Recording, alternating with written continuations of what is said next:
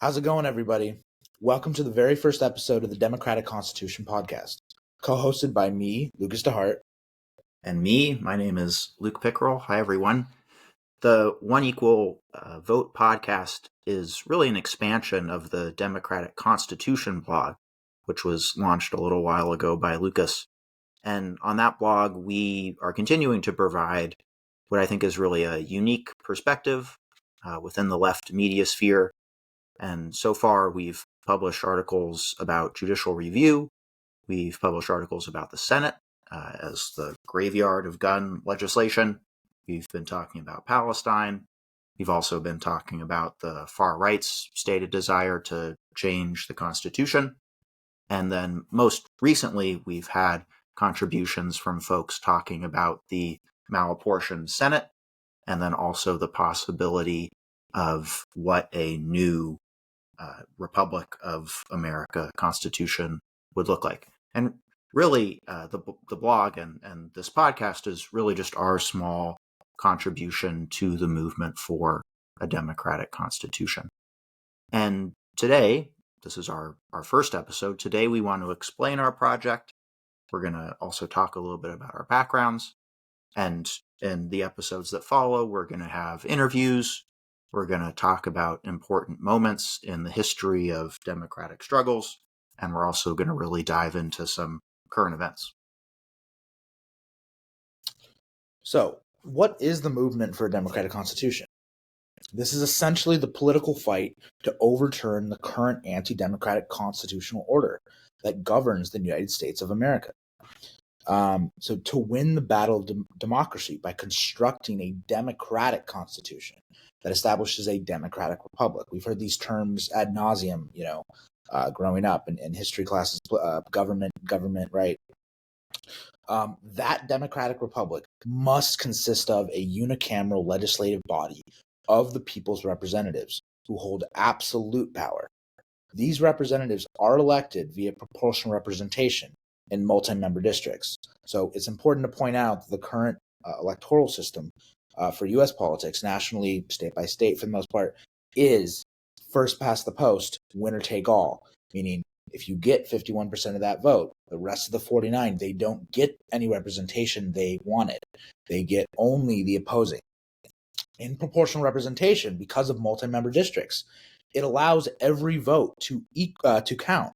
Of course, in Europe, in Germany, in a lot of European states, when they have elections, they have a threshold. So if you get below 3% or whatever the percentage is, of course, you don't count. And that goes towards second choices and yada, yada. But so the beauty of it is in the American system, at least to an extent, every vote really actually counts. And so thus, this system guarantees a representative government of the people, fulfilling universal and equal suffrage principle, essential to any democracy. Yeah. So Lucas and I really think that democracy and the U.S. Constitution is the most critical topic that's facing the American left today. And we're going to get into that. Why do we think it's so critical? What does it mean to talk about the Constitution? Why should the left talk about the Constitution? But we're taking it for granted that the Constitution is really always shaping our lives, despite the fact that we're not always aware of how the Constitution does that. We really do think that right now, in this particular moment, and we'll have other folks on at various points talking about what moment are we in, so on and so forth. But we really do think that the U.S. is in the midst of what's essentially a long reckoning with the meaning of democracy in this country. What kind of system do we live under? What does it mean to live in a democracy? Folks are really considering how our political institutions work, to what extent those political institutions meet their needs and their desires. And so we really do feel like now is the best time, as good a time as any, to really launch this podcast, really up our work on the blog, and really start having this conversation. So what are the undemocratic bodies or institutions that are drawn up in the U.S. Constitution? Of course, we have the Electoral College. Everyone understands that. Basically, the president is chosen indirectly. And because we have a House of Representatives and a Senate, it malapportions it towards rural and less populated states and districts. Okay, the Senate, the U.S. Senate, same kind of story. Essentially, you have land that gets to be represented rather than in the House. If you only had a unicameral body, which of course is what we are demanding, if you had a unicameral body, the only power would reside in the House that represents the population, the actual people, the actual voters. So the U.S. Senate and its powers as the representative body of the states over the chamber of the people, the U.S. House of Representatives. The Supreme Court also must be done away with a new top court, and must be established without the power of judicial or constitutional rule to overrule the democratic right to legislate by the people. Essentially, the Supreme Court in 1803 gave themselves the power to stop legislation or decide any legislation is constitutional or not. It was not in the Constitution. Some scholars may say it was implied, but it was never in the Constitution. And there was never a law passed, deciding that. This is contradictory to majority rule and creates mass inequality between states. The entire system does this. And so it's just really important to get to the essence of that one person, one vote principle, which would require that that the votes actually count equally in districts. Anyway, I think we're going to carry on now with some background. Luke can go ahead first. Yeah, absolutely. So it's important to introduce ourselves to you all to just get a sense of who we are, where we're coming from, how we've developed our particular perspective. I think that's always nice to know who your hosts are and why they're talking about the stuff they're talking about. For me, helping people, caring about the world, what goes on in the world, I think that was very much a part of my life from, the first times I started really having an interest in the world. And there was always a sense of, some folks are worse off than others. Some folks need more help than others. How can we live a life in which we are helping people? And then I think as one grows older, encounters new ideas, goes to college like I did, meets new folks, you get a sense of the scale of issues that our country is facing. And then you start to put all of those issues into a larger system. Maybe you start learning about systems and why things happen. Do they happen because there are good people or bad people or problems or mistakes or so on and so forth?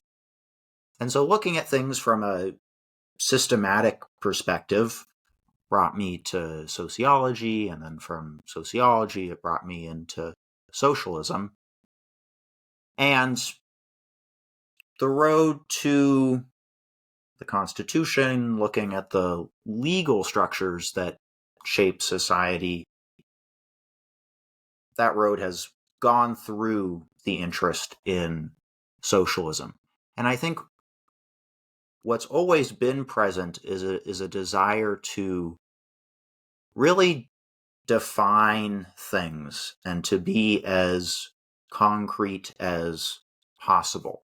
I've often said, or I am now often saying to folks, that we need to be very specific about what kind of society we live within so that we can understand it and then also explain it to other people. So explaining our current political system as a constitutional regime or a liberal constitutional regime or a Republican constitutional regime, something like that, that really gets to the political structures that shape our society. Yes, we also do live in a capitalist society, absolutely.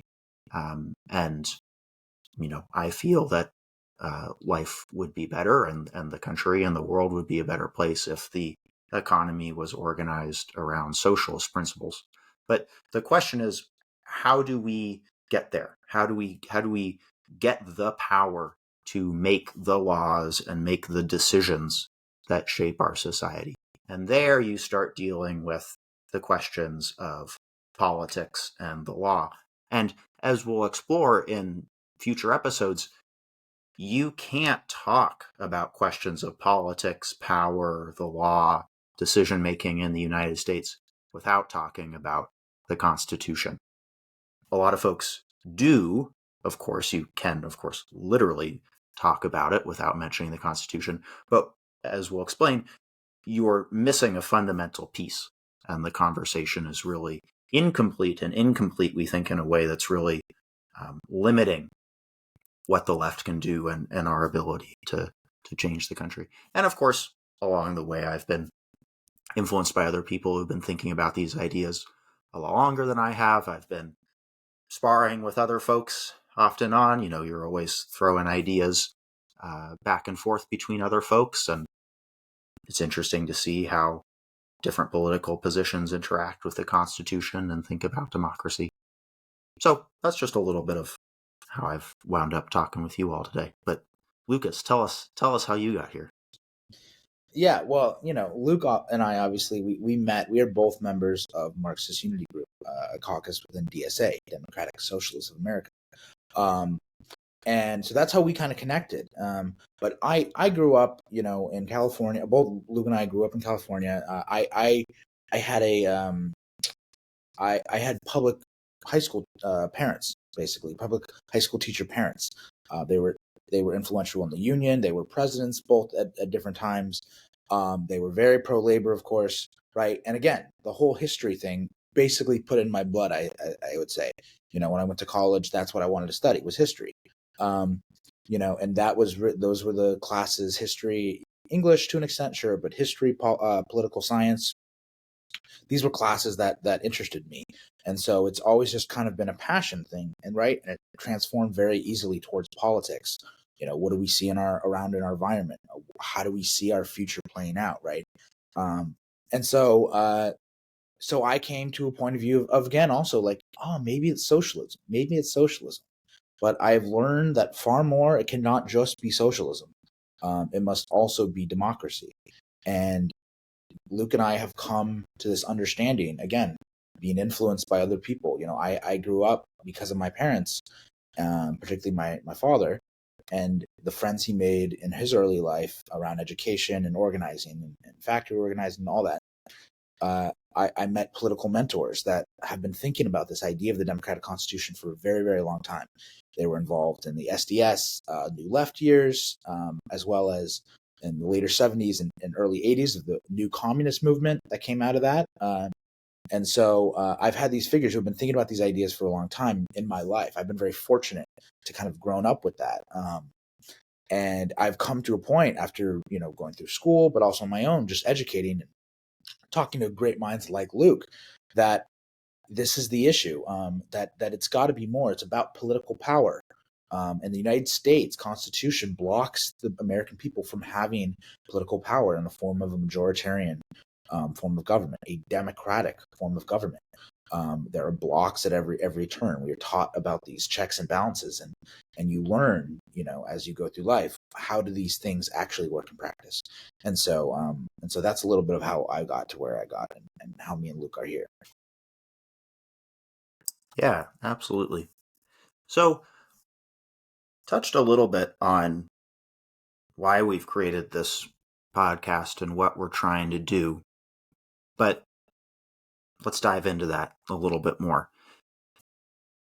The main idea is that we want to be a voice, and hopefully there will be more voices like ours. There already are, but in small places. A voice that really represents and motivates and discusses this movement for a democratic constitution, and really catapults it or raises it to a higher level within folks' political conscience. We'll continue, I think, throughout all of our episodes to really explore what that means, because there is already a certain level of consciousness that folks have around democracy and the Constitution. We talked about being in the midst of a particular moment in history, and we really think we are, but it's just beginning. It's just starting. We think we might be wrong, but we'll keep exploring that. But we want to, at the very least, vocalize all of these things and distribute them for conversation and get folks in dialogue.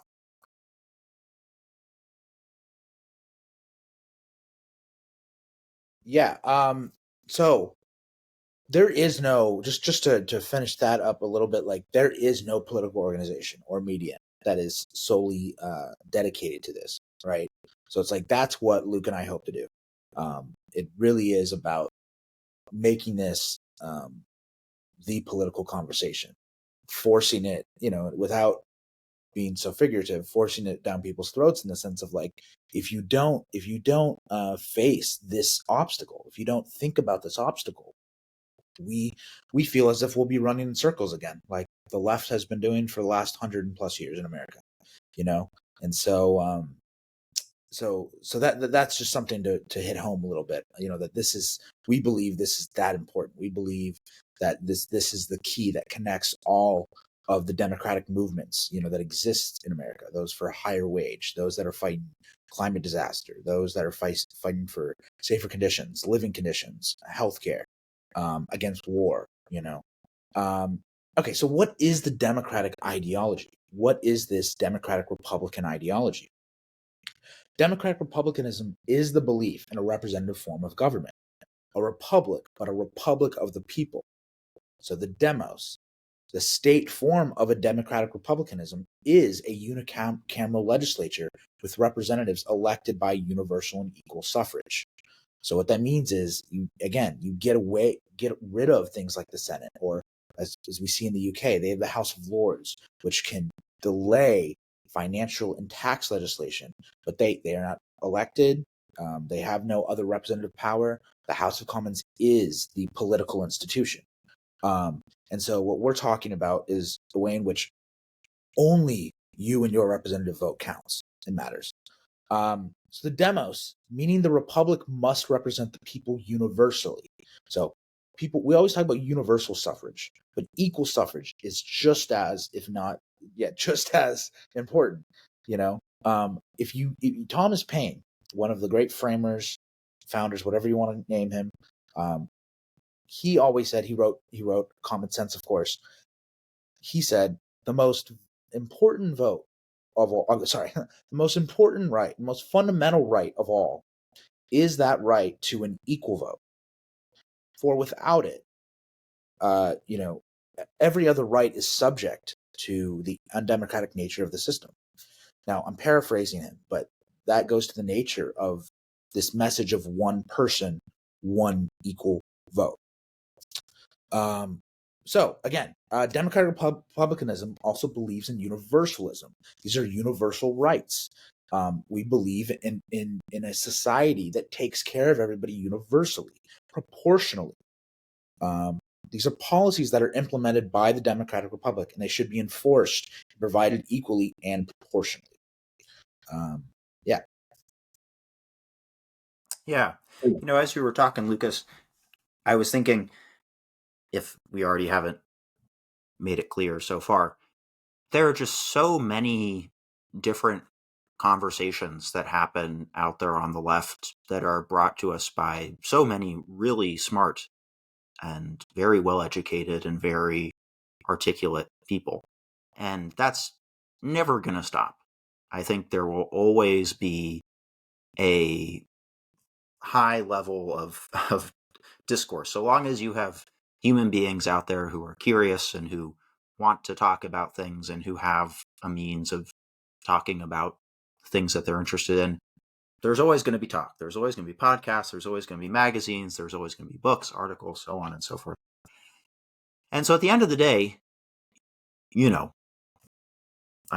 think that in order to make a political intervention, one has to center on something that they feel like is the most important thing.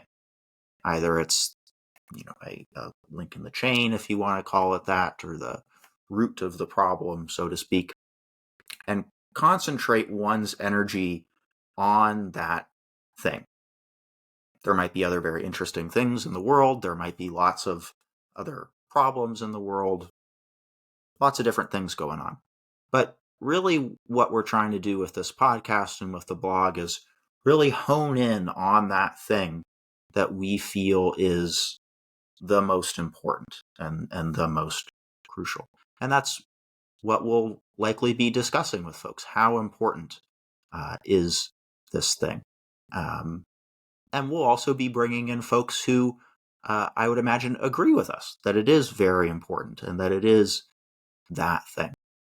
So our audience is going to be a variety of folks who are interested in politics, folks who are interested in the Constitution, folks who think the Constitution is one of several problems in the world, folks who think that the Constitution is the problem, the question that's been lacking. So, just to give everyone a little bit of a teaser, we'll be having episodes in which Lucas and I talk about various historical events, also books, and then we also are very fortunate to have contacts with a lot of the folks who have written these books and who have talked about this history a lot longer than we have. And so we'll be bringing those folks in for interviews too. And of course, we'll keep updating the blog. We run the blog, put out a new article on Wednesdays and Fridays, and we'll keep bringing that all to you. Yeah, I just want to say thank you all, and follow this podcast, follow the blog if you're interested in these things, and we look forward to continuing this on. Okay, until next time, everyone, take care.